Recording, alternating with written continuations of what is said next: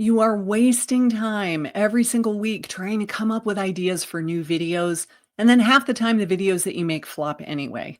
And I know this because I've been coaching realtors for years now, and I see it over and over again. They spend so much time trying to be creative and come up with new ideas that it just becomes overwhelming and they burn out and they stop making videos altogether. But here's the thing, your next video idea is probably hiding inside your channel already. So in this video, I'm going to show you exactly how to go find it, plus a little trick that you're probably overlooking that will make it so much easier. So instead of racking your brain every single week trying to come up with a new idea, let's use the clues that are already hiding right inside your analytics.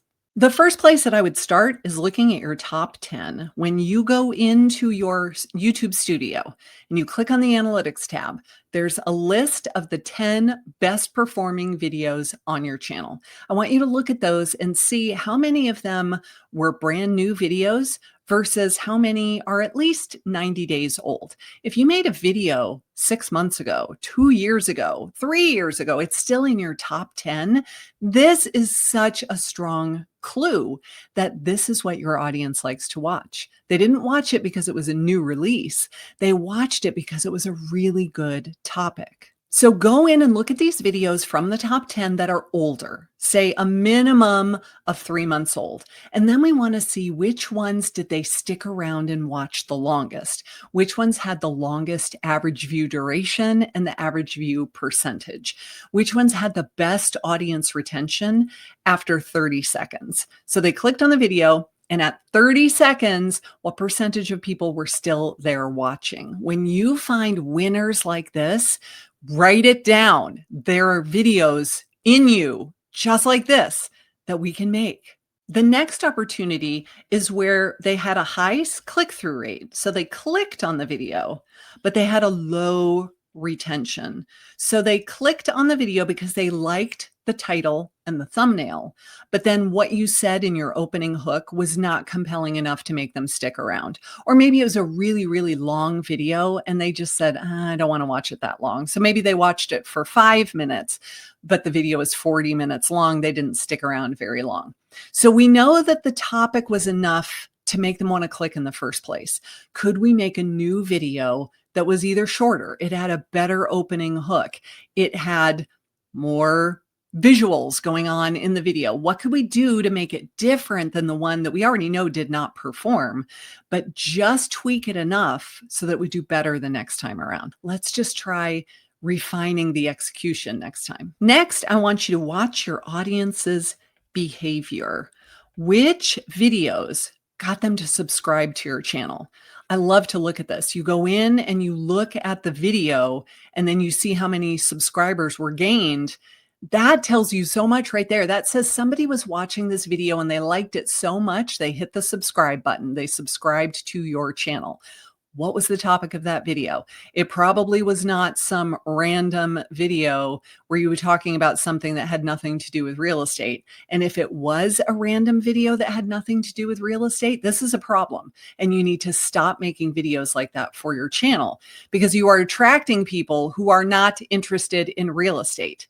It does not matter if you have 10,000 subscribers on your channel if none of them are becoming clients. The whole purpose of having this YouTube channel is to get viewers to turn into clients. So we need to attract people who are interested in real estate.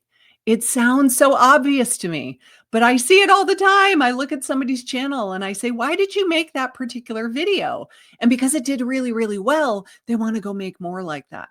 But you're attracting the 100% wrong kind of viewer. We want to attract clients. So did they subscribe to the channel? Amazing. We want to look for more video topics like that.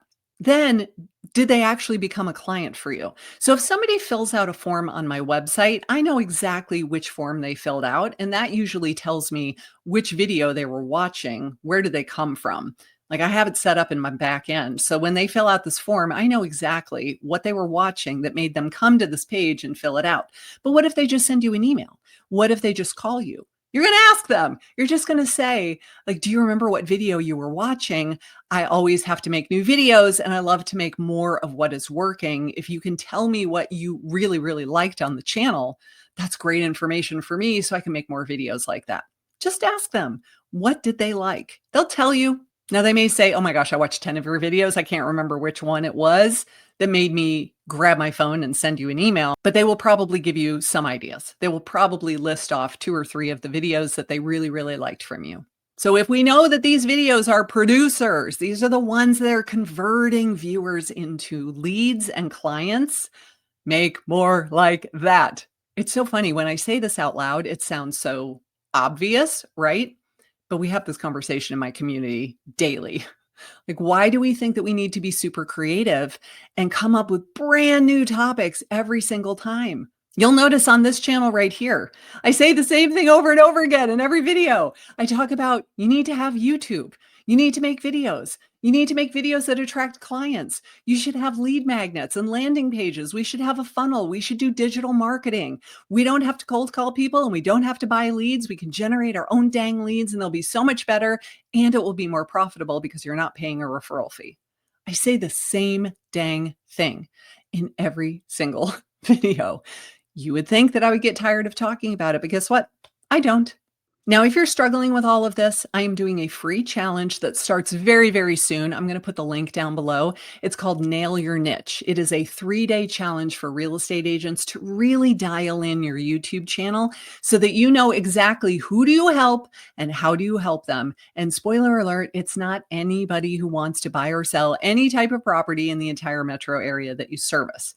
So if you want to be part of the free 3-day challenge, I'll put the link down below. You need to register because it's starting very, very soon. Now we want to look at traffic sources. And I don't mean did they search for it or did it show up on their homepage? More like I want to see what other videos are driving traffic to my video. So for example, if I go into the analytics for a specific video and I go to the traffic sources, it will say other videos that are sending views to you. So someone watches their video and at the end, yours is being recommended for what they should watch next. Now, YouTube's algorithm thinks that there's some sort of relationship there. Sometimes it's really weird. It has nothing to do with real estate at all. It's in another language. I don't know why the algorithm would say they watched this video, so they should watch this one next. Sometimes to me, it makes no sense whatsoever, but other times it is a real estate video made by someone else, maybe someone in your market, maybe someone in a different state. And we want to look at what was that video? What was the topic? And could I make a video like that so that I can teach YouTube that the relationship is from this video to this video rather than someone else's video to my video? We're trying to create a binge watching session within our own channel. We want our videos to drive traffic to our videos rather than other people's videos to drive traffic to our videos. Now, if you find one that would be a perfect candidate, you're not going to copy it, right? I'm not an advocate and find someone else's thing and then completely copy it. I hate it when people do it to me, and I hate it that other YouTube coaches recommend that strategy. Don't copy. Use it as inspiration. Use the topic as inspiration. You can even use the title as inspiration, but don't just remake the video that someone else made. I feel like that's a little dishonest and unethical. That's just my opinion. Be inspired by it, but don't rip it off. And then tip number 5 is to look at your comments. Which videos are getting the most comments? And are they asking questions? Are they asking you to go into more detail? Are they asking you to answer a specific question? I love it when people do this because that gives me so many ideas of future videos to make. If enough people are asking the same question, I know that that is a perfect opportunity to make a video where I answer it and I go into much more detail. So now you've got no excuse for saying I don't have ideas for future videos, but if you really want to kick it up a notch, I want you to attend my free masterclass. I'm teaching you everything that you need to do in order to make YouTube become the best source of free leads that you've ever gotten in your entire career. It's a completely free hour-long masterclass, and I hope you will come join me.